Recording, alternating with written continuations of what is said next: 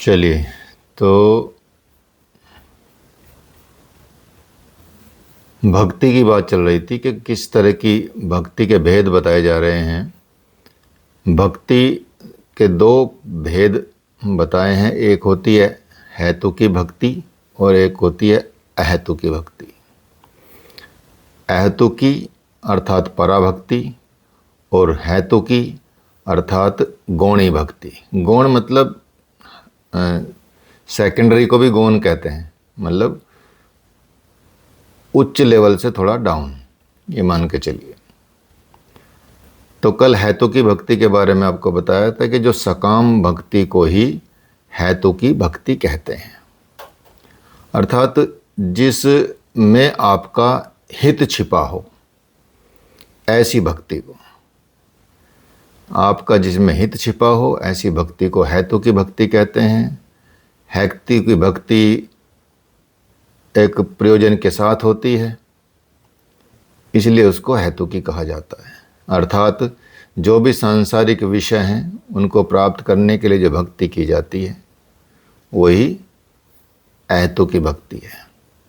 लेकिन ये सीढ़ी है, इसी के द्वारा आप हेतुकी से अहेतुकी तक पहुंच सकते हैं। तो इस तरह से हम भक्ति में भक्त सांसारिक जितनी भी वस्तुएं होती हैं उनके लिए प्रार्थना करता है और संकट के घिरने पर, संकट आने पर और ज़्यादा याद करता है। यहाँ तक कि कोई याद भी नहीं करे जीवन में, यदि संकट आ गया तो तुरंत याद करेंगे। ठीक है, दुख में सिमरन सब करें, सुख में करें न कोय, और दुख में सुख में सिमरन करें तो फिर दुख का है को होए। ठीक है, तो वो वाली बात है।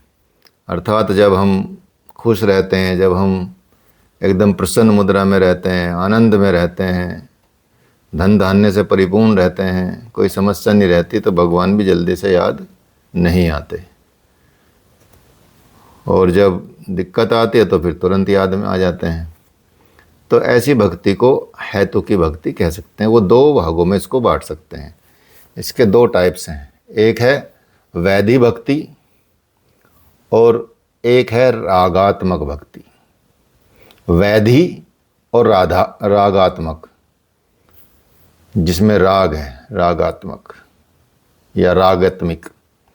तो वैधि भक्ति का मतलब होता है, वैधि भक्ति के 9 टाइप्स हैं, अर्थात 9 प्रकार की भक्ति होती है वैधि भक्ति, जिसे आप नवधा भक्ति भी कह सकते हैं। नवधा भक्ति अर्थात जैसे नव से आधारित आपको पता चल रहा हो कि 9 अंग हैं, इस भक्ति के 9 पार्ट बताए गए हैं।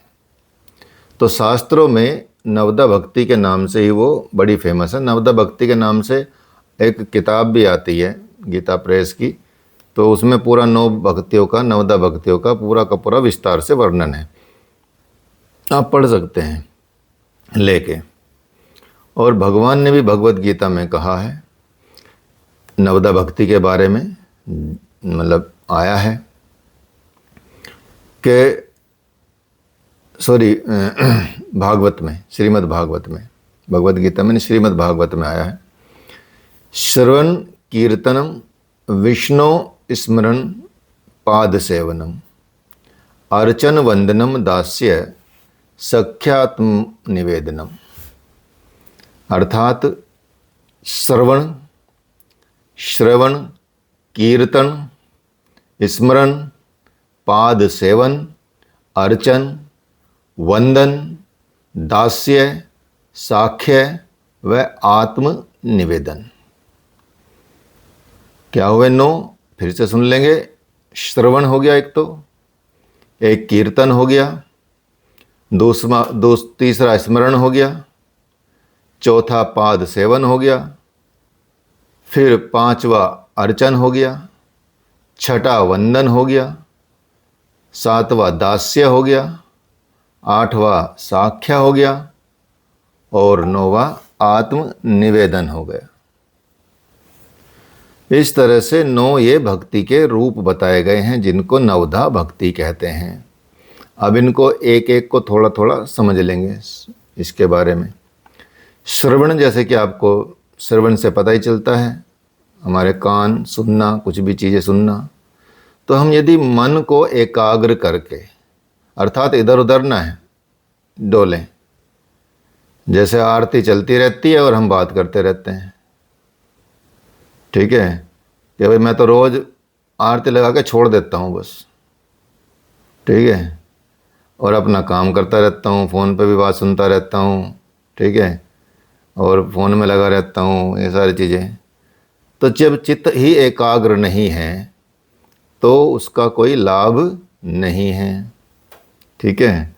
तो चित्त को एकाग्र करके ईश्वर के प्रति यदि श्रद्धा और विश्वास करके, भगवान के प्रति पूर्ण श्रद्धा हो, पूर्ण विश्वास हो, उसके जब भगवान के बारे में, भगवानों के बारे में, जो भी अवतार हुए हैं उनके बारे में यदि आप उनके दिव्य गुणों को सुनते हैं, यदि उनकी दिव्य चरित्र को सुनते हैं, यदि उनके दिव्य लीला को आप सुनते हैं, उनके दिव्य वचनों को सुनते हैं, उनकी दिव्य कहानियों को सुनते हैं या उनका श्रवण करते हैं, तो वो श्रवण भक्ति होती है।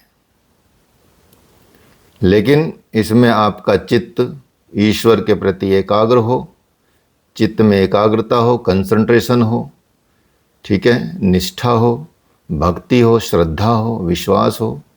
इसके साथ ही ये गुणों का विकास करना है हमको अपने अंदर, धीरे धीरे धीरे धीरे डेवलप करना है, उस भाव को डेवलप करना है। तो ये हो गया श्रवण भक्ति। फिर होता है कीर्तन, कीर्तन भक्ति। अब कीर्तन भक्ति में भी ईश्वर के गुणों का, चरित्र का, लीला का, कथा का, इनका गीतों के माध्यम से, अर्थात इनके गाने बनते हैं, जैसे लिंगाष्टकम हुआ, रुद्राष्टकम हुआ, ठीक है, आरती हो गई, ठीक है, तो इनके माध्यम से कीर्तन करना, गीतों को गाना, विभिन्न वाद्य यंत्रों के साथ, जैसे कि चलता ही है। तो इस तरह से भजन करना, भक्ति के भजन करना, भक्ति के गीत गाना, ठीक है, भगवान की भक्ति में जो जो भी आपको लगे कि वो आनंद मग्न हो जाना, ठीक है, हारमोनियम के साथ गाना या सितार के साथ गाना, ऐसे करके जैसे चैतन्य महाप्रभु गाते थे, ठीक है, इस तरह से गाना, ये कीर्तन कहा जाता है, ठीक है, कीर्तन भक्ति कहते हैं इसको। फिर है तीसरी भक्ति है स्मरण भक्ति। तो जब आप अपने ध्यान में, अपनी मेमोरी में, अपनी स्मृति में भगवान के बार बार उनके नाम का स्मरण करेंगे, उनके नाम का श्रवण करेंगे मन मन में ही, और याद करेंगे, उनके दिव्य गुणों को याद करेंगे, बार बार याद करेंगे, उनका चिंतन करेंगे, उनका ध्यान करेंगे, वो है स्मरण भक्ति। जैसे भक्त प्रहलाद हमेशा उन्हीं के स्मरण में लगे रहते थे, भगवान को ही स्मरण करते थे, ठीक है। तो कंटिन्यूअस यदि आपका स्मरण चल रहा है, क्योंकि वैसे तो भगवान ने आपको जो सांसें दी हैं उसमें मंत्र ही दिए हैं, उसमें आपको जप ही दिया है एक तरह से, बिना जप के आपकी सांस चलती नहीं है। जिस जप का नाम है सोहम, सोहम अजपा जप बोलते हैं उसको, मतलब बिना मुख से जप किए हुए आपका सांसों के साथ जप चल रहा है, ठीक है। जैसे नुसरत फ़तेह अली खान का भी एक गाना है कि सांसों की माला पे सिमरू में पी का नाम, ठीक है, पी का मतलब पिया। तो यहाँ इसके जो भेद है ना, एक सूफीज़्म जो वो थी धारा, जिसमें मेल व्यक्ति अपने आप को फीमेल प्रस्तुत करता है, जैसे प्रीत की रत मुझे ऐसी लागी, मोहे ऐसी लागी, मैं तो हो गई दीवानी, ठीक है। तो ये प्रेम का गाना है और वो भी प्रेम का गाना है। पुरुष स्त्री अपने लिए समझ लेते हैं, लेकिन वास्तव में परम पुरुष जो है वो एक ही है, वो है परमात्मा, और परम स्त्री वो एक है आत्मा। तो आत्मा को स्त्री रूप माना जाता है और परमात्मा को पुरुष रूप माना जाता है, इसलिए उसको पिया माना जाता है और उसको अर्धांगिनी माना जाता है एक तरह से आत्मा को। तो हर सूफीज़्म में, सूफी धारा में, या भक्ति धारा ही है, वो भी सूफी धारा भी जो है भक्ति धारा ही है, भक्ति धारा में ही आती है। इसलिए जितने भी सूफीज़्म गाने लिखे गए हैं या सूफी तरीके से जो गाए गए हैं, वो आत्मा को स्त्री माना गया है और परमात्मा को पुरुष माना गया है। लेकिन वो लगता ऐसे है जैसे लड़का लड़की के लिए गा रहा है या लड़की लड़के के लिए गा रही है। वो जगता ऐसे जो हम सांसारिक रूप से समझते हैं, ठीक है, और वो प्रेम के गाने बन जाते हैं। तो ऐसे ही हमारी सांसों पे चलता है। मतलब सो हम, जब आप सांस लेंगे तो यदि शांत होकर सुनेंगे उसकी ध्वनि, तो वो सो की आवाज़ आती है, सो। और जब सांस छोड़ते हैं तो हम, सो हम, सो हम, सो हम, ऐसा चलता है आपकी सांस। तो आपकी सांस में ये मंत्र होता है, सो हम मंत्र, सो हम, सो हम, सो हम सो, हम सो, हम सो हम सो, हम सो। इस तरह से प्राणायाम भी करते हैं, इस तरह से ध्यान भी करते हैं। सो हम ध्यान बोला जाता है उसको। जप चलता है, अजप अजप, जिसमें आप जपते नहीं हैं मुंह से, लेकिन सांसों से जपते रहते हैं भगवान का नाम। इसलिए स्मरण यदि 24 घंटे है तो आपका जप 24 घंटे चल रहा है, बस स्मरण रखना है। एक ये भक्ति हो गई। चौथी भक्ति होती है पाद सेवन। ध्यान मूलम गुरुर्मूर्ति, पूजा मूलम गुरुपदम, मंत्र मूलम गुरुर्वाक्यम और मोक्ष मूलम गुरुर कृपा। तो जो इसमें सेकंड लाइन आई है, ध्यान मूलम गुरुर्मूर्ति और पूजा मूलम गुरु पदम, चरण, प्रभु के चरण, पाद सेवन, भगवान की पादुकाएं। जैसे राजा भरत ने भगवान राम की पादुका रख के सिंहासन पे उन्हीं की रोज नित्य पूजा करते थे और उन्हीं से सिंहासन चलाया, राज्य चलाया, ठीक है। तो ईश्वर के दिव्य चरण कमलों की सेवा करना, उनके पैरों को धोना, उनके पैरों की जो प्रतिमूर्ति है उनकी सेवा करना, उनको उनकी आरती करना, ये भी दो तरह की भक्ति होती है। एक अपने आराध्य के प्रति, अपने इष्ट के प्रति, अपने गुरुदेव के जो पाद युगल होते हैं हृदय में, उनका श्रद्धा भक्ति के पूर्वक ध्यान करना, वो मतलब उनके चरणों का ध्यान करना, वो पाद सेवन है, वो पाद सेवन भक्ति है। इसके साथ साथ अपने इष्ट या आराध्य या देव या उनकी प्रतिमा मूर्ति के चरणों को धोना, नित्य भाव से साधना करना। आपने देखा होगा बहुत सारे मंदिरों में भगवान की पादुका बनी होती हैं, रखी होती हैं, मूर्ति बनी होती हैं, चांदी की पादुकाएँ होती हैं, उनको साफ करते हैं, धोते हैं, उनके चरण होते हैं, चरण के निशान होते हैं ऐसे। तो उनकी सेवा करना वो पाद सेवन भक्ति है।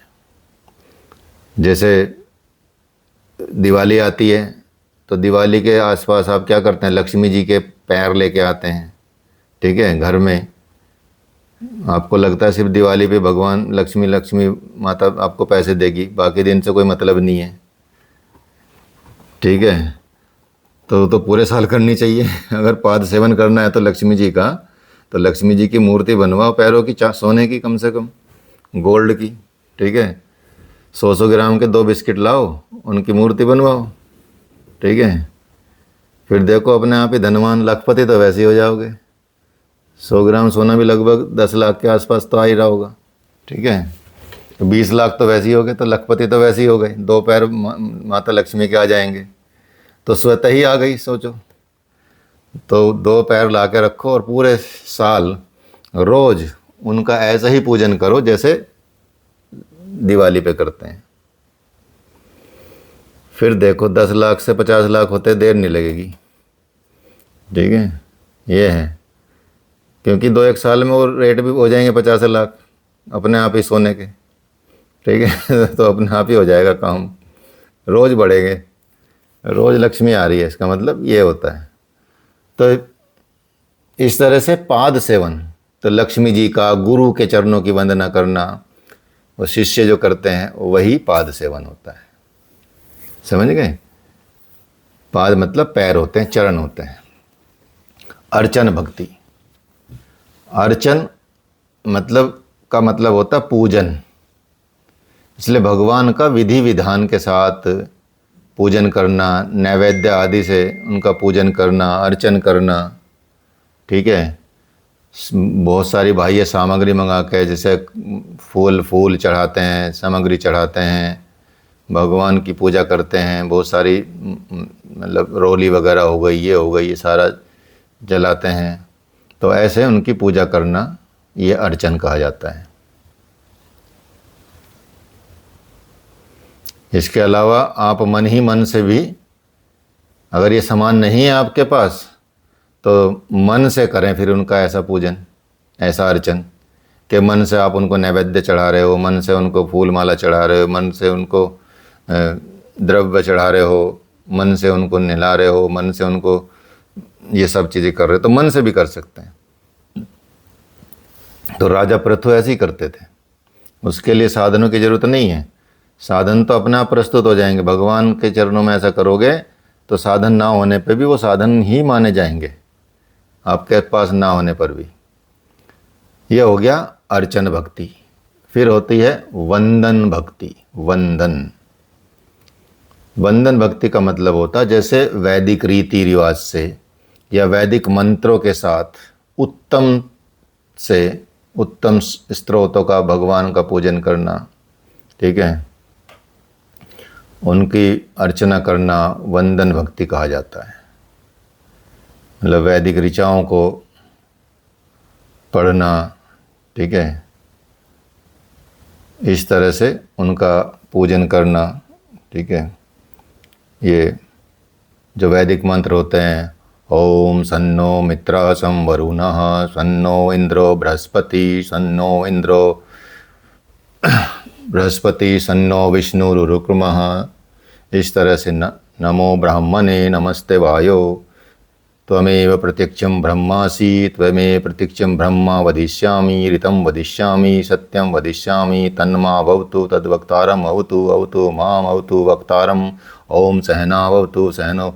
इस तरह से पूरा उसकी लय के साथ, उसके उच्चारणों के साथ, अच्छे उच्चारणों के साथ करना ही क्या कहा जाता है? वंदन भक्ति कहा जाता है। ठीक है, दास्य भक्ति 7वां, ईश्वर की उपासना करते समय, सेवा करते हुए अपने प्रति उपासक का भाव अर्थात सेवक का भाव कि मैं तो भगवान का सेवक हूँ, हनुमान जी की तरह। ठीक है, उनसे बड़ा सेवक कोई नहीं है। मतलब हनुमान जी के गुणों को उतार लो भगवान के लिए या गुरु के लिए, वही दास्य भक्ति कही जाती है। हनुमान जी दास्य भक्ति करते थे।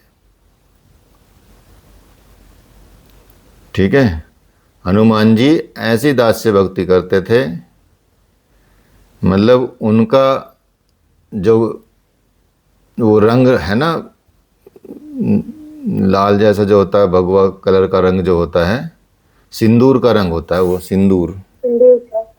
हाँ, तो इतने भक्ति वाले थे कि माता सीता का सिंदूर लगा देख के उन्होंने पूछा कि माँ ये क्यों लगा रहे हो? क्योंकि इससे प्रभु राम की आयु लंबी होगी। क्योंकि अच्छा ऐसी बात है, तो इतने से इतनी लंबी हो जाएगी तो मैं तो पूरे में लगा लेता हूँ। ठीक है, वो पूरे ही रंग के आ गए कि माँ अब तो ठीक है, अब तो कभी भी प्रभु का वो नहीं होगा। कि हाँ बिल्कुल बढ़िया। तो ऐसी भक्ति में थे वो, इतने ऐसे भक्त थे, ऐसे दास थे।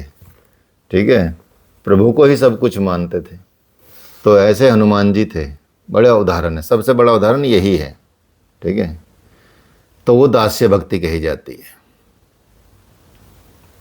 साख्य भक्ति मतलब सखा समझना भगवान को।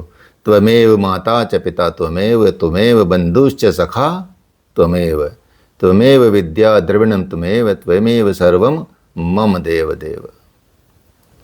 ठीक है, इसमें स्पष्ट लिखा है सखा तुमेव, भगवान के प्रति मित्रता का भाव रखना, उन्हें अपना आराध्य मान कर भक्ति करना और सखा के भाव में भक्ति करना, ठीक है, वो साख्य भक्ति कहा जाता है।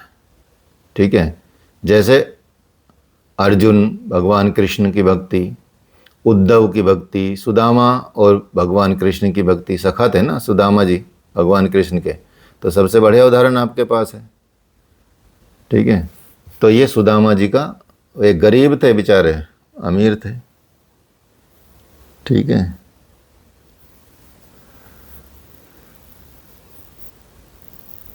तो फिर है आत्मनिवेदन भक्ति। आत्मनिवेदन लास्ट वाली, जैसे जो आत्मनिवेदन भक्ति का मतलब है कि जिससे भक्त भगवान के स्वरूप में स्वयं को कंप्लीटली समर्पण कर देता है, मतलब अर्पण कर देता है कंप्लीटली, चाहे वो सामने कोई भी हो। तो वो जब समर्पण हो जाता है, सर्वता भावेन समर्पण हो जाता है, और जो भगवान बोले वो करते हैं, वही है आत्मनिवेदन। ठीक है, जैसे प्रहलाद के पौत्र राजा बलि ने वामन भगवान को अपना सर्वस्व अर्पण कर दिया था। वो उनके गुरु पहचान गए थे कि भाई ये भगवान आए हैं छल करने, तुमसे जो मांग रहे हो ये यज्ञ अधूरा रह जाएगा। तो उन्होंने वो मांगा भगवान ने, तो वो समझ भी, वो पता भी चल गया कि हाँ भगवान है। तो उनको ये एहसास हुआ कि भगवान मांगने आए हैं तो फिर मैं तो सब कुछ दे देता हूँ, कि भगवान आप 3 पग जमीन, क्या आप छोटी सी चीज़ क्यों मांग रहे हैं? आप जो उनके बस 3 गज ही जमीन दे, 3 गज जमीन, 3 पग जमीन ही दे दो बस। उसी में भगवान ने पूरा ब्रह्मांड नाप लिया, 2 पग में ही धरती नाप ली, एक में पूरा ब्रह्मांड नाप लिया। अब बोले कि तीसरा कदम कहाँ रखूँ भाई? तो भगवान ने फिर उनको, मतलब बलि ने कहा कि हम, ये तो अब मेरा सिर ही बचा है भगवान, इसी पे रख दो आप। तो भगवान ने कंप्लीटली जब उनके सिर पे रखा तो पूरा उनको पाताल लोक में पहुंचा दिया, वहाँ का उनको राजा बनाया और कहा कि जिस द्वार से भी तू निकलेगा वहाँ मुझे पाएगा जीवन भर, किसी भी द्वार से निकल जाएगा वहाँ मेरा ही तुझे अस्तित्व मिलेगा। तो ये होती है आत्मनिवेदन भक्ति। तो अब आप नवदा भक्ति के बारे में थोड़ा थोड़ा परिचित हो गए होंगे। तो इसमें धीरे धीरे सभी भक्तियों को आप अपना सकते हैं, बहुत सारी भक्ति अपने अंदर उतार सकते हैं। ठीक है, ऐसे प्रभु का भजन करना चाहिए। एक है रागात्मक भक्ति, दूसरी, पहले नवदा भक्ति थी। जब ये नवदा भक्ति अपने उच्चतम लेवल पर पहुंच जाती है, ये सारी भक्ति जब अपने उच्चतम स्तर पर पहुंच जाती है तो प्रारंभ होती है फिर रागात्मक भक्ति। अर्थात जब ये सीढ़ियां आप पार कर जाएंगे, एक मंजिल पे पहुंच जाएंगे, तो ये कह सकते हैं कि जो नवदा भक्ति की चरम अवस्था, इसको मान सकते हैं कि नवदा भक्ति की ये जो रागात्मक भक्ति है, नवदा भक्ति की ये चरम अवस्था, इसको मान सकते हैं। तो जब नवदा भक्ति अपनी चरम पर पार कर जाती है, उस स्थिति में अलौकिक भगवत प्रेम प्रभावित होने लगता है। और शास्त्रों में इसका वर्णन भी किया गया है, रसानुभाविका आनंद शक्तिदा रागात्मिका। मतलब ये कि दिव्य भगवत प्रेम रस, यानी आनंद का रस, जो अनुभव कराने वाली भक्ति विशेष रूप से रागात्मक भक्ति है। वो भगवान का दिव्य स्वरूप का आनंद आपको कराएगी। ठीक है, रागात्मक भक्ति, नवदा भक्ति की साधना, उसके पश्चात दिव्य अलौकिक आनंद की साधना। ठीक है, ये इस तरह की जो भक्ति हैं वो आनंद की अवस्था तक पहुंचाती है, अनुभव कराती है। तो इसलिए इस भक्ति को रागात्मक भक्ति कहते हैं। इसलिए जब अनुभव आने लगते हैं इस भक्ति में, क्योंकि पहली 9 भक्ति को आप पार कर चुके हैं, तो आपका स्तर बहुत ऊंचा उठ चुका है। इसके बाद इस स्तर में, इसमें भी आपका स्तर ऊंचा उठने लगेगा, तो आपको ईश्वर की झलक यत्र तत्र कहीं वहीं दिखाई देने लग जाती है, मिलने लगती है, और आपको आभास होने लगता है, ठीक है, कि भगवान की झलक, मतलब आपके चलने फिरने, बात करने या कुछ ही कार्यक्रम में सब मतलब होने लगता है, ठीक है। तो मतलब अपने आप ही भगवान मैनेज करने लगता है आपकी व्यवस्था को, सिस्टम को, ठीक है। तो ऐसा होता है। जैसे कल का मैं एक उदाहरण बताता हूँ अपना, हालांकि मैं नहीं हूँ, कभी आप सोचो कि मैं इसमें इस लेवल पे हूँ, मैं बिल्कुल भी नहीं हूँ, अपना सबसे निम्न स्तर है, फिर भी मैं बताता हूँ थोड़े से। जैसे तो कल मुझे कहीं जाना था, मतलब 7:30 बजे क्लास ख़त्म हुई, 8 बजे मुझको वापस भी 8:30 बजे मुझे यहाँ फिर मुझे कहीं मिलने जाना था यहीं हरिद्वार में ही। तो मैं सोच रहा था कैसे जाऊँ, ठीक है, गाड़ी लेके जाऊँ तो कांवड़ वावड़ चल रही हैं तो फिर वो हो जाएगा। अपनी जानवी की स्कूटी ख़राब हो गई है, ठीक है। तो ये कुलदीप एक लड़का है, वो अपना स्कूटी नई खरीद के लाया अपनी। हम कहा इसकी नई स्कूटी ले जाना तो बेकार है, बेकार। तो उसने, मैं नीचे गया, उसने बोला कि भैया ज़रा स्कूटी चला के देखना। मैं कहा ठीक है भाई, मगर ला मांगने की ज़रूरत भी नहीं पड़ी, दी चाबी उसने, मैं लेके चला गया, आया आधे घंटे में लेके। कैसे जी? मैं कहा बहुत बढ़िया चली भाई। मगर तूने सारे समस्या का समाधान ही कर दिया, कुछ कहना भी नहीं पड़ा, और चुपचाप तूने मेरे हाथ में चाबी दे दी। मतलब भगवान ने पहले ही व्यवस्था कर दी कि तुझे बोलना भी नहीं पड़ेगा, लो मान लेके जाओ, ठीक है। ऐसे अनुभव होते हैं। मतलब ये तो हो सकता है सिर्फ यहाँ गंगा जी के पास रहने से, संतक भूमि रहने से होता है, मेरे कर्मों के हिसाब से नहीं है, बाकी ऐसा होता है, ये बता रहा हूँ मैं आपको, ठीक है। तो इसलिए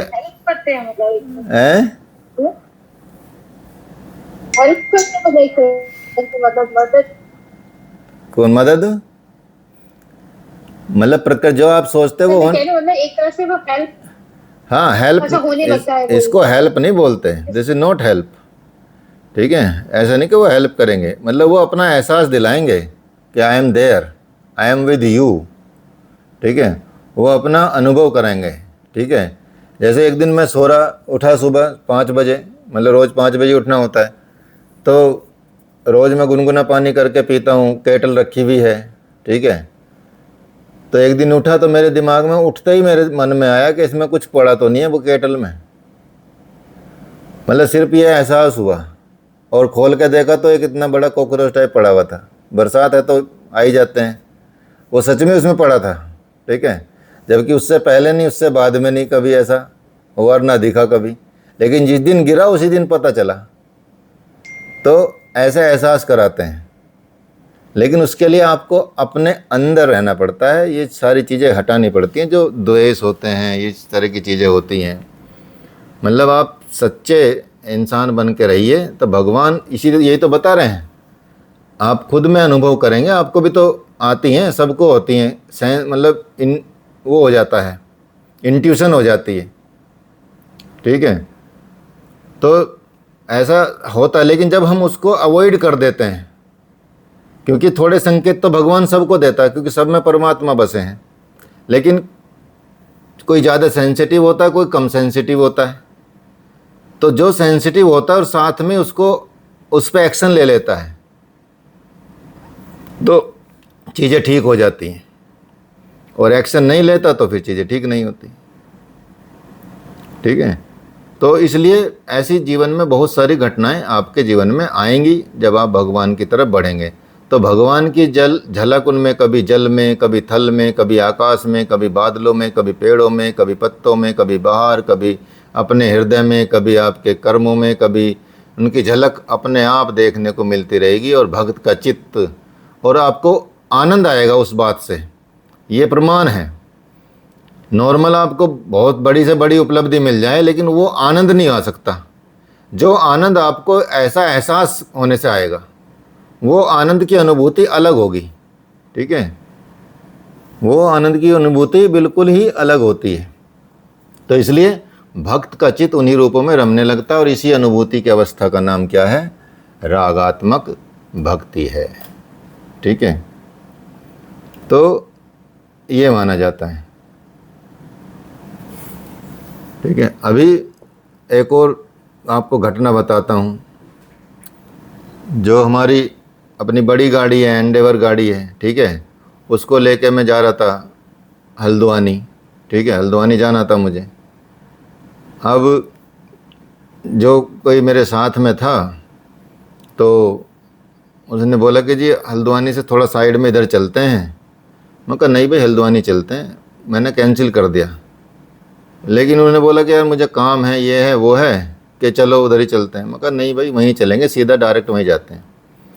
तो अब मैं मना कर रहा हूँ, लेकिन मैंने चलो चलो कोई बात नहीं, इसकी बात ही मान लेते हैं। जैसे ही दूसरे रास्ते पर निकले वैसे ही उसका एक्सीडेंट हुआ, बहुत भयानक खतरनाक वाला। मतलब किसी ने आगे सामने से आके एकदम गाड़ी ठोक दी। नहीं, लड़के तो पूरी की पूरी, उसके एयर बैग खुल गए, वो सब, मतलब उसमें लगभग हुआ 11 लाख रुपए का नुकसान।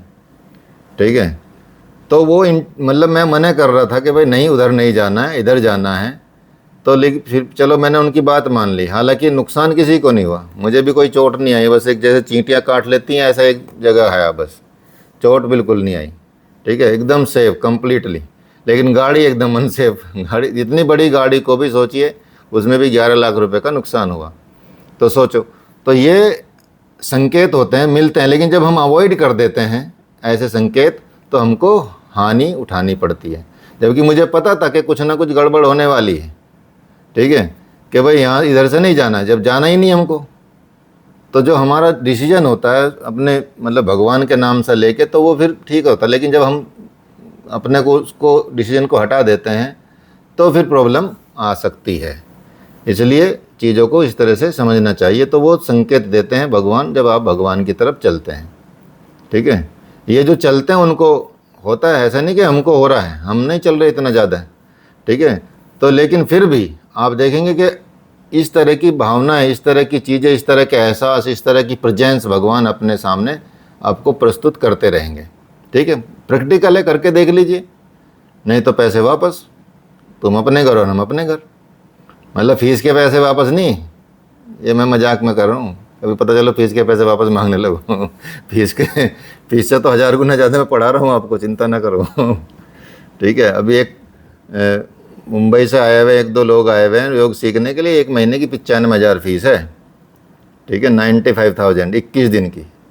ठीक है, जो उनको पढ़ा रहे हम। तो आपको 6 महीने पढ़ाएंगे, उसकी सिर्फ 12,000 रुपये ले रहे, उसमें से भी यूनिवर्सिटी जाएगी। ठीक है, आधी की फीस आधी आसपास यूनिवर्सिटी जाती है, और एक टीचर रखूँगा उसको चली जाएगी। ठीक है, तो इसलिए मैं कहा चलो भला हो, इसलिए हम इतना बढ़िया से टाइम देने की कोशिश करते हैं कि चलो भाई चीज़ें तभी सुधरेंगी। एक बीज ही वृक्ष बनाता है, और वृक्ष से 1000 बीज उत्पन्न होते हैं, पूरा दुनिया बसा देता है। तो ऐसी प्रचार होता है धर्म का। तो धर्म की तरफ जो बढ़ जाएगा एक, वही काम हो जाएगा। तो फिर है अहेतु की भक्ति, दूसरी होती है, जिसको पराभक्ति भी कहते हैं। पराभक्ति, पराभक्ति क्या है? ये है साधक की उत्कृष्ट, मान लीजिए टॉप लेवल की, ऑप्टिमम लेवल की, या कह सकते हैं अंतिम भक्ति, अंतिम पराकाष्ठा। अंतिम पराकाष्ठा ही पराभक्ति है। इसमें क्या होता है, भगवान और भक्त एक हो जाते हैं। उनको सिर्फ देह का आभास रहता और कुछ नहीं आभास रहता। मतलब उसके सामने जो द्वैत भाव है, मैं और तू, तेरा और मेरा, ठीक है, वो और मैं, आत्मा और परमात्मा, ये जो द्वैत भाव है ये समाप्त हो जाता है। मतलब इसमें ये कंप्लीटली कह सकते हैं कि पराभक्ति में जो आराध्य होता है और आराधक होता है, ईष्ट होता है और भक्त होता है, ये द्वैत मिट जाता है कि मैं और वो अलग अलग है। अर्थात तब एकात्मकता आ जाती है और आप उनसे अलग नहीं पाते अपने आप को, ये आभास हो जाता है। सिर्फ ध्येय मात्र की, केवल ध्येय मात्र की प्रतीति होती है, मतलब मेरा ध्येय ये है, ये प्राप्त करना है, तो वहाँ ऐसी स्थिति होती है। तो यहाँ साधक को ब्रह्म साक्षात्कार हो जाता है, ब्रह्म साक्षात्कार। तो इसलिए इस स्तर पे आपने जो ये पराभक्ति है, इस स्तर तक पहुंच जाती है, अर्थात कैवल्य के स्तर तक पहुंच जाती है। अब यहाँ भक्ति तो हुई, भक्ति के तो प्रकार आपने समझ ही लिए कि चलो ये तो भक्ति के प्रकार हैं, लेकिन इनको फॉलो करने वाले जो होते हैं वो भक्त होते हैं, ठीक है। इनको जो अपनाते हैं, इनका जो पालन करते हैं, कोई किसी का पालन करता है, कोई चिंतन करता है, कोई मनन करता है, कोई श्रवण करता है, कोई पाद सेवन करता है, ठीक है, कोई कुछ करता है, कोई अलग लेवल पे साधु संत ऋषि बन के पराभक्ति में चला जाता है, ठीक है, अनन्य भक्ति में पहुंच जाता है। तो उनके भी तो भेद होते हैं, भक्तों के भी। तो भक्तों के भी भेद आप समझने चाहिए कि कौन कौन किस किस प्रकार के भक्त होते हैं, धरती पर पाए जाते हैं। सबको भक्तों की संज्ञा दी गई है, ऐसा नहीं कि कोई भक्त नहीं है, ठीक है। भगवान के तो भक्त राक्षस भी हुए हैं और देव भी हुए हैं, ठीक है। भगवान के तो भक्त सब होते हैं। भगवान के तो भक्त कई बार पशु भी पाए जाते हैं, वो नियत रूप से काम करते हैं। ऐसा जैसे हमारे आश्रम में ही एक कुत्ता रहता था, पता नहीं अभी है नहीं है, यहीं हरिद्वार में। वो एकादशी का भी व्रत रखता है, सोचो। अर्थात एकादशी का, क्योंकि आश्रम में प्रसाद बनता है, तो आश्रम में जो प्रसाद बनेगा एकादशी के हिसाब से बनेगा। अब एकादशी के दिन यदि उसको आप रोटी और चावल खिलाने लगेगा तो वो खाएगा नहीं, वो प्रसाद ही खाएगा। अब बाकी दिन रोटी चावल खाता है, ठीक है। वो ऐसा है, मतलब वो भी, उसमें भी ये आ गया कि वो वहाँ पे भक्ति करने लगा। जैसे एक अभी मगरमच्छ की डेथ हुई है साउथ में, मंदिर में मगरमच्छ रहता था, वो मंदिर के तालाब में रहता था वो, ठीक है। कंप्लीटली वेजिटेरियन था वो। एक तो मतलब उसके आसपास मछलियाँ खूब घूमती थी, लेकिन वो सिर्फ मंदिर का प्रसाद ही खाता था, इसके अलावा कुछ खाता ही नहीं था।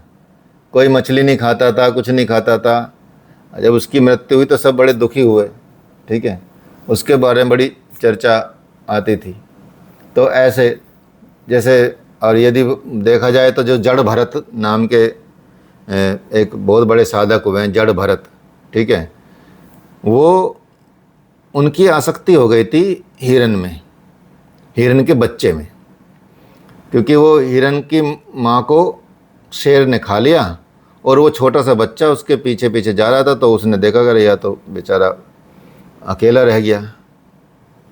अब उन्होंने उनको पाल लिया, हिरन को। अब हिरन को पाल लिया तो अब उनकी आसक्ति उसमें रह गई। अब लास्ट जब उनका मृत्यु हुई तो वो यही सोचते मरे कि इस हिरन का क्या होगा, ये हिरन मेरे बिना कैसे जिएगा, ये क्या होगा। तो अगला जन्म उनको हिरन का मिला, ठीक है। अब हिरन के मिलने के बाद उनको आभास हो गया ये तो मैंने बहुत गलती कर दी, मुझे तो मतलब मोक्ष मिलने वाला था और मैं इस गति में आ गया हूँ। तब उन्होंने क्या किया, हिरन का तो जन्म हुआ तो वो साइड में बस खड़े रहते थे और भगवान का ही नाम जपते रहते थे अपने अंदर में कि भाई मैं तो बस अब कुछ खाना भी नहीं, बस जीवित रहने के लिए खाना। थोड़े दिनों में उनकी मृत्यु हुई तो फिर वो जन्म फिर इंसान का मिला। इंसान का मिला तो फिर उन्होंने कंप्लीटली अपने आप को प्रकृति से अलग रखा, मतलब वो ना सुख में ना दुख में, कुछ भी नहीं, तो जड़ की तरह रहते थे, बस ऐसे ही बैठे रहते थे भगवान के भजन में, कुछ नहीं करना। उनको पकड़ के ले गए डाकू, आदिवासी लोग उठा के ले गए कि चलो बलि चढ़ाएंगे। तो उनको देखा कि बस साफ़ सुथरा आदमी तो यही दिख रहा है, इसके कोई घाव वाव भी नहीं है। ले गए तो ले चल दिए उनके साथ, चलो भैया कुछ नहीं। जड़ भरत का मतलब इसलिए जड़ थे ना, एकदम कुछ नहीं बोलते थे किसी को, एकदम शांत रहते। उन्होंने बोला कि अब मैं कुछ ऐसा कर्म ही नहीं करूँगा जो जन्म लेना पड़े, बस भगवान का नाम ही रहता रहूँगा ताकि मुझे जल्दी मुक्ति मिल जाए, ठीक है। तो वो डाकू आए, इनको कोई दिक्कत नहीं हुई, खुशी खुशी चल दिए, मतलब खुशी, मतलब कोई भाव नहीं मन पे, ना डर का ना खुशी का, ऐसा कुछ नहीं है। बस चल ले जाओ भैया। उन्होंने उनको नहलाया पिलाया, अच्छे से खिलाया पिलाया, कोई बात नहीं, खाते पीते रहे, कोई दिक्कत नहीं। अब उनकी बलि की तैयारी कर ली, ठीक है। तो बलि की तैयारी कर ली तो बड़ी बलि चढ़ाने के लिए उनको तो तब भी कोई भाव नहीं चेहरे पे, कुछ भी नहीं, ठीक है। तो वो तैयारी करने के बाद फिर उनको बस तलवार उठाने वाले थे माता जी के समक्ष, तो तभी माँ देवी प्रकट हो गई। देवी प्रकट होकर उन सब राक्षसों को मारा माता ने, तो उनको भी मार दिया। फिर देवी प्रकट हो गए, देवी ने आशीर्वाद दिया, ठीक है उनको। तो तब भी उन्होंने कोई ऐसा नहीं कि वो माता जी आपने बचा लिया, मेरा धन्यवाद, आपका बहुत बहुत धन्यवाद, ये कुछ नहीं कहा, बस तब भी जड़ बने रहे, इसलिए उनका नाम जड़ भरत कहा गया। फिर वो उनका मुक्ति वाला जन्म हो रहा, ठीक है। तो ऐसे हो जाता है, इस तरह के हो जाता है, ऐसे भक्त भी पाए जाते हैं। तो इसलिए हमारी आसक्ति पे डिपेंड करता है कि हम कहाँ हैं। तो जब आप एक हो जाते हैं परमात्मा के साथ, तब इस तरह की चीज़ें आती है। तो भक्त के प्रकार, ऐसे ऐसे भक्त हुए हैं, सोचिए। तो ये भक्त के प्रकारों में से आता है। ऐसे भक्त प्रहलाद उनके नाम से ही है, भक्त ध्रुव इसके नाम से ही है, ठीक है, ऐसे ऐसे। तो भक्त के प्रकारों में हम समझ लें कि ईश्वर में परम अनुरक्ति ही भक्ति है, पहली बात तो। और इस तरह से प्रभु के प्रति जो अनन्य प्रेम में डूब जाना भक्ति कहा जाता है। भगवान के भजन करना भक्ति कहा जाता है। भगवान का पूजन अर्चना आराधना जप ध्यान करना भक्ति कहलाता है। तो जो ये करता है, जो ये काम करता है, जो इस तरह से करता है, वो भक्त कहला जाता है। तो भक्त क्या होता है? भक्त ईश्वर की भक्ति किसी न किसी प्रयोजन से करता है। कोई ना कोई उसको कुछ ना कुछ चीज़ उसको प्राप्त करनी होती है। तो इसलिए भक्तों का प्रयोजन अलग अलग होता है सबका, ठीक है। सब एक सा प्रयोजन नहीं होता। सबका उद्देश्य ये नहीं होता कि सबको धनी प्राप्त करना, सबका उद्देश्य ये नहीं होता कि सबको ये प्राप्त करना। सब भक्तों का अपना अपना एक उद्देश्य होता है, निहित होता है। तो उस प्रयोजन के हिसाब से अलग अलग प्रकार के भक्त होते हैं। तो भगवत गीता में भी भगवान ने कहा है, 4 भक्तों का वर्णन किया है। चतुर्विधा भजन्ते माम जनः सुकृत्यो न अर्जुन आर्तो जिज्ञासुर अर्थार्थी ज्ञानी च भरत सर्व। अर्थात भगवान बताते हैं कि हे अर्जुन, 4 प्रकार के पुण्यशाली मनुष्य मेरा भजन करते हैं। देयर आर 4 टाइप्स ऑफ भक्त, डिवोटीज, ठीक है, उपासना करते हैं। और 4 तरह के उपासक कौन होते हैं, भक्त कौन होते हैं? एक होते हैं आर्त, दूसरे होते हैं जिज्ञासु, तीसरे होते हैं अर्थार्थी, और चौथे होते हैं ज्ञानी। आर्त, जिज्ञासु, अर्थार्थी और ज्ञानी, ठीक है। ये 4 प्रकार के भक्त पाए जाते हैं। अब आर्त भक्त कौन होते हैं उनको समझ लीजिए। ये पहली श्रेणी के, पहली सीढ़ी के भक्त मान सकते हैं इनको। ये भक्त वो हैं जो वैसे तो मौज मस्ती करते रहेंगे और जैसी आपदा आएगी तो भगवान के चरण में चले जाएंगे, ठीक है, तुरंत मंदिर याद आ जाता है उनको, ठीक है। तो ये आर्त कहलाते हैं। ये तब उस समय ईश्वर को पुकारते हैं जब उनके पास संकट आता है, कष्ट आता है, तब उसकी भक्ति करते हैं, उसको आर्त भाव से पुकारते हैं। ऐसे जैसे द्रौपदी पे मुसीबत आई तो द्रौपदी ने भगवान को पुकारा, उससे पहले उनको याद नहीं आया ज़्यादा भगवान, लेकिन जैसी चीरहरण हुआ तब भगवान को पुकारा। तो भगवान तो उनके लिए भी आते हैं। तो भगवान ने खुद ही बताया ना, मेरे भक्त ऐसे ऐसे होते हैं। भगवान को सब पता, लेकिन हमको नहीं पता कि भगवान को पता है। भगवान को हम ऐसे सोचते हैं कि उसको क्या पता चल रहा, ठीक है, वो तो एक एक सेकंड का हिसाब रख रहा है। उसने खुद को ही रखा हुआ है सिस्टम। उन्होंने पहले ये अपडेटेड सिस्टम सॉफ्टवेयर बना रखा है ऐसा कि एक क्षण का भी सोचोगे वो भी दर्ज हो जाता है, हार्ड ड्राइव में, कहीं बच ही नहीं पाता। ठीक है, तो उन्होंने तो ऐसा सॉफ्टवेयर डेवलप करके छोड़ दिया। अब बाद में एक बटन दबाते हैं, सारा हिसाब किताब आ जाता है। बताओ ये चित्रगुप्त क्या हिसाब किताब है इसका?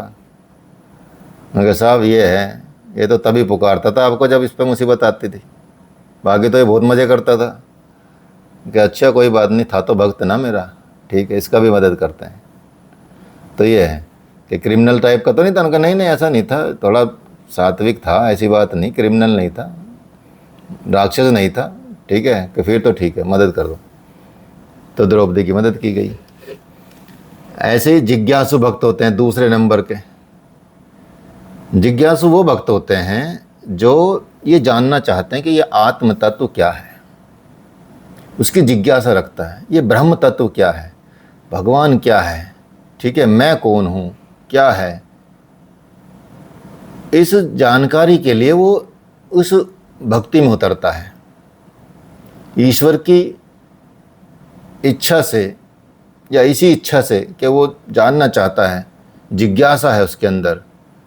ठीक है, वो जानना चाहता कि ये कैसे है, क्या है, आत्मा क्या है, परमात्मा क्या है, आत्म तत्व क्या है, ब्रह्म तत्व क्या है। ठीक है, ये कैसे काम करता है, ये सारी जिज्ञासा जिसके मन में हो, इस जिज्ञासा के लिए भगवान का भजन करता है। इस इच्छा को पूर्ति के लिए वो भगवान को चाहता है, वो समझना चाहता है। जैसे राजा जनक हुए, विदेह कहे गए भगवान को इसी इच्छा से कि वो आत्म तत्व को पहचानना चाहते थे। ठीक है, और तीसरे होते हैं अर्थार्थी। अर्थार्थी अर्थात हम लोग, ठीक है, हम सब उसी श्रेणी में आते हैं, और साथ में दानव भी। अर्थार्थी भक्त वो होते हैं जो सांसारिक वस्तु जैसे धन, वैभव, मान, सम्मान, प्रतिष्ठा, स्त्री, पुरुष आदि की प्राप्ति की इच्छा से भगवान की उपासना करते हैं कि भगवान ये काम बना दे तो बस 14 ज्योतिर्लिंग कर लूँगा मैं 2 साल में। ठीक है, बस इस बार काम बना दे तो मैसना देवी के दर्शन करके आऊँगा। भगवान इसको बचा दे तो बस इसी बार खाटू श्याम जी के यहाँ जाना है मुझे। ठीक है, ऐसे मांग मांग के चढ़ा देते हैं कि ये पैसे बस वहाँ पहुँचाऊँगा, ये पैसे वहाँ पहुँचाऊँगा, ये सब। तो हम लोग इसी में आते हैं, अर्थार्थी। हम लोगों की वैरायटी है अर्थार्थी। ठीक है, अपनी पहचान कर लो। तो अर्थार्थी वो भक्त होते हैं जो सांसारिक वस्तुओं को प्राप्त करना चाहते हैं किसी न किसी तरह से, उस वही उद्देश्य होता है अधिकांश, मतलब 99.9% मान के चलो। ठीक है, और सारे मानव और दानव इसी श्रेणी में आते हैं, तो वो होते हैं अर्थार्थी। फिर होते हैं चौथे ज्ञानी, ज्ञानी भक्त। ज्ञानी भक्त ऐसे भक्तों को कहा जाता है जो ब्रह्म ज्ञान की प्राप्ति के लिए, आत्म कल्याण की प्राप्ति के लिए ईश्वर की उपासना करते हैं। ब्रह्म ज्ञान की प्राप्ति के लिए, आत्म कल्याण की प्राप्ति के लिए ईश्वर की उपासना करते हैं, वही ज्ञानी भक्त कहे जाते हैं। ऐसे भक्त हमेशा ब्रह्म चित्त में लगाए रखते हैं, अपना चित्त ब्रह्म में लगाए रखते हैं, ध्यान समाधि का अभ्यास करते हैं और लगातार समाधि में, ध्यान में रहते हैं। तो भगवान ने कहा भगवत गीता में कि हे अर्जुन, ज्ञानी भक्त मेरा ही स्वरूप है, ऐसा मेरा मत है। इसलिए सभी भक्तों में ज्ञानी भक्त को श्रेष्ठ बताया गया है, क्योंकि वो भगवान का ही स्वरूप है। जो ऋषि, महर्षि, साधु, संत जो उस स्थिति में लगे हुए होते हैं, संसार से मतलब ज़्यादातर कटे होते हैं। ठीक है, सिर्फ संसार की भलाई के लिए संसार में रहते हैं, और सिर्फ भला करना उनका उद्देश्य रहता है, कोई आडंबर करना नहीं। इसलिए वो भक्त ज्ञानी भक्त कहे जाते हैं, और भगवान के अनुसार वो सबसे भगवान का ही स्वरूप बताया जाता है। तो इस तरह से ज्ञानी भक्त कहे जाते हैं, 4 भक्त। ठीक है।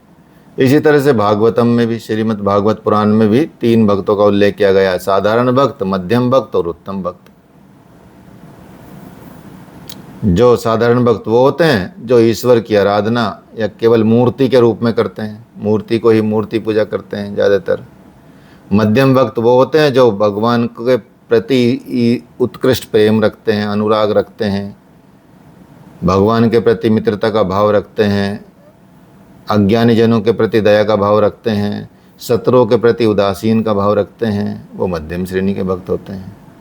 ऐसी उत्तम श्रेणी के भक्त होते हैं जिनके अंदर एक समत्व का भाव आ जाता है, जो अपने पराये का भेद खो देते हैं, अपने तो दूसरों की संपत्ति में कोई अंतर नहीं रहता, ना अहंकार अभिमान से दूर रहते हैं, वो हमेशा समत्व बुद्धि वाले होते हैं।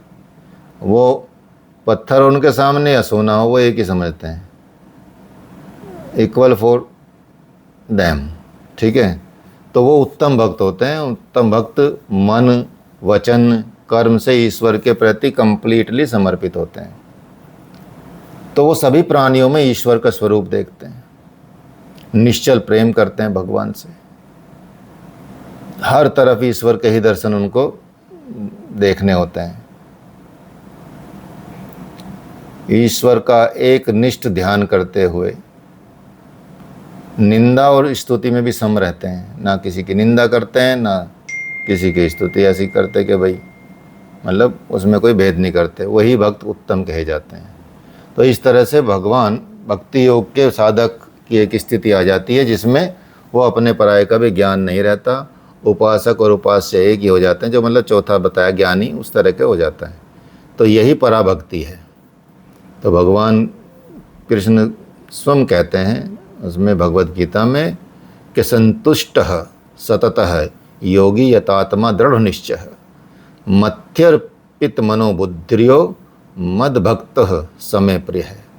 जो सदा संतुष्ट चित्त का या सदा संतुष्ट चित्त का अपने वश में रखने वाला, अपने में ब्रह्म मात्र का दृढ़ निश्चय करने वाला, मुझ परमात्मा को मन और बुद्धि को समर्पित करने वाला है योगी, वो मेरा सबसे प्रिय भक्त है।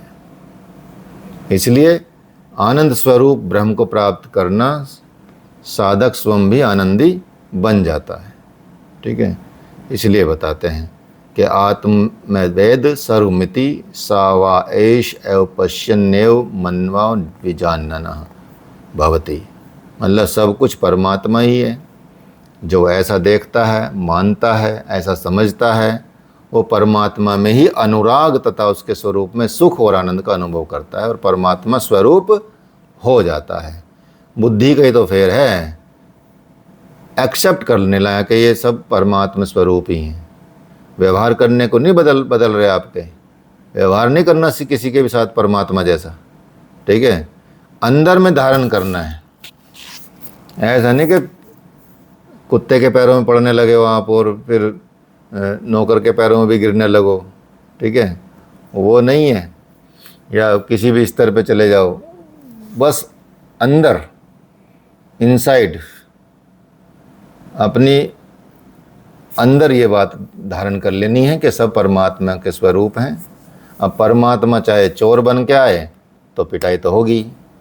ठीक है। तो वो तो सिस्टम है, भगवान ने खुद ही बनाया है, लेकिन है परमात्मा, कोई बात नहीं। ठीक है। एक तू का तू एक गाना है, वो सुन लेना यूट्यूब पे, प्रहलाद टिपानिया जी का, जो पद्मश्री रहे हैं, वो कबीर दास जी को गाते हैं, तू का तू। ठीक है। तो इस तरह का चोरी करके तू भागा और पकड़ने वाला भी तू।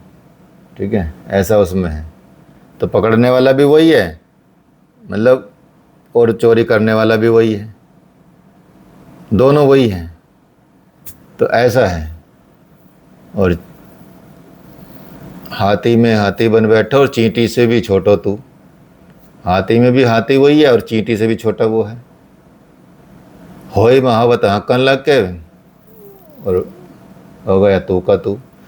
मतलब महावत भी वही है, हाथी भी वही है, चींटी से छोटा भी वही है।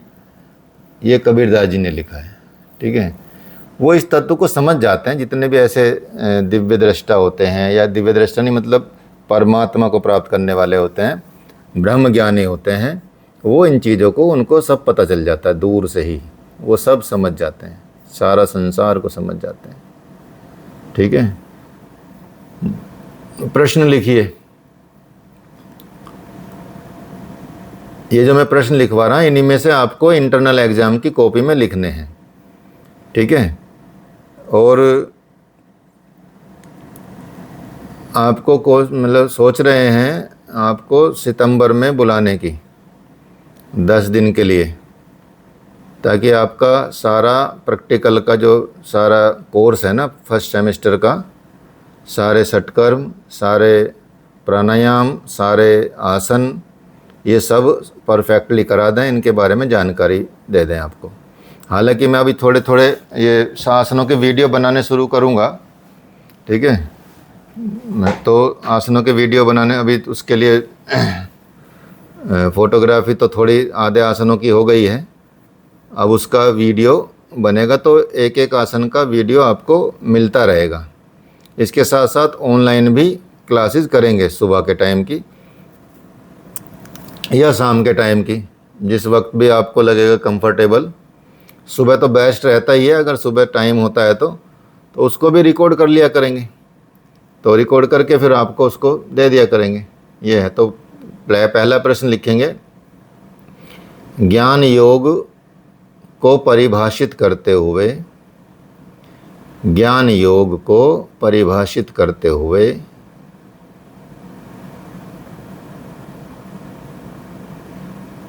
ज्ञान योग के बहिरंग साधनों की व्याख्या करें। ज्ञान योग को परिभाषित करते हुए ज्ञान योग के बहिरंग साधनों की व्याख्या करें या व्याख्या कीजिए।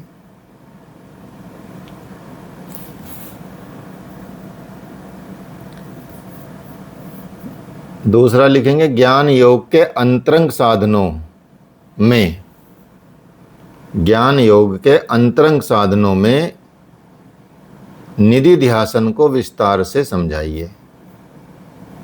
ज्ञान योग के अंतरंग साधनों में निधि ध्यासन को विस्तार से समझाइए।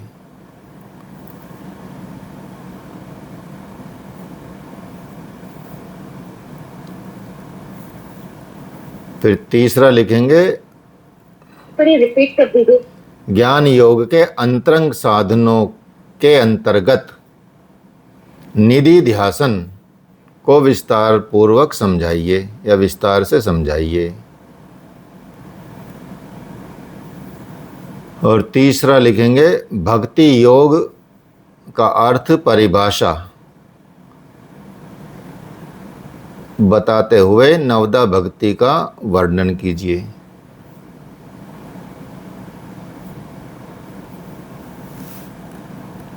ठीक है, बस ये 3 ही लिख लो, बाकी तो और बन जाएंगे इसमें।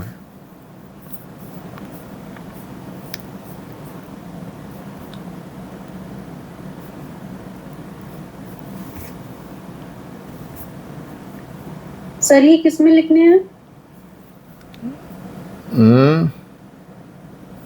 ये क्वेश्चंस जो आप लिखवा रहे हैं ये किस में लिखने हैं? ये एक कॉपी आपको कॉलेज से मिलेगी, मतलब ये तो पहले तो अपनी कॉपी में लिख लेने हैं, फिर इसमें से छांट के बताएंगे आपको। जैसे ये सब्जेक्ट कंप्लीट होगा ना, तब इनमें से हर चैप्टर में से एक एक दो दो क्वेश्चन ही देना है आपको। वो एक एक दो दो क्वेश्चन के लिए एक एक कॉपी आपको मिलेगी, उसकी फ़ोटो कॉपी आपको करानी होगी। ठीक है, तो जो मेन कॉपी रहेगी जिसकी फ़ोटो कॉपी करानी है वो तो सेपरेट रखना, क्योंकि वो चारों सेमेस्टर में काम आएगी। आपके 4 इंटरनल एग्ज़ाम होंगे, एग्ज़ाम से पहले एग्ज़ाम होंगे, अर्थात दिसंबर में आपके पेपर होते हैं, तो दिसंबर से पहले आपके अक्टूबर में हम आपके अक्टूबर के लास्ट में या नवंबर के शुरू में आपसे एग्ज़ाम करा लेंगे इन चारों पेपरों का। ठीक है, तो वो कॉपी हम देंगे आपको, या तो जब आप आएंगे या कभी बीच में अब आएँ तो ले जाएं। ठीक है, तो वो कॉपी आपको दे दी जाएगी। उस कॉपी में 4 कॉपी में चारों पेपर का लिखना है, वो इंटरनल एग्ज़ाम की कॉपी रहेगी, उसके मार्क्स जुड़ते हैं। ठीक है। तो या तो यहाँ आके आपसे करा लिए जाएंगे एग्ज़ाम, यहाँ पेपर बना के दे दिया जाएगा, ऐसा भी कर सकते हैं। नहीं तो फिर जैसे आए 4 दिन रुके या 2 दिन रुके तो 2 दिन में 4 पेपर करा लिए, 4 दिन में 4 पेपर करा लिए, ठीक है, ऐसे भी करा सकते हैं। तो उस तरह से आपके पेपर करा लिए जाएंगे।